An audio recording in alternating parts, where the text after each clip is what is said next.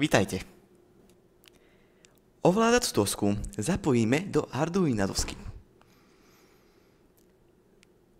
Zapojíme kábliky. Podľa návodu postavíme robotickú ruku.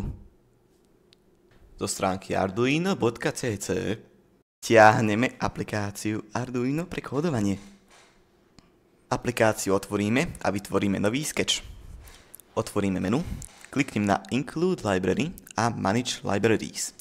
Napíšeme Bracio a stiahneme.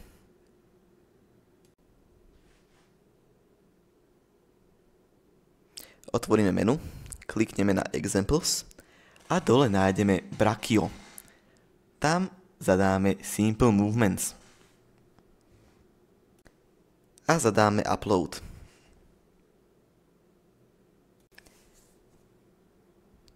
Ruka by sa mala rozpohybovať. Ďalší program dokáže napríklad premiestňovať predmety. To je všetko, ďakujem za pozornosť. Vidíme sa na budúce.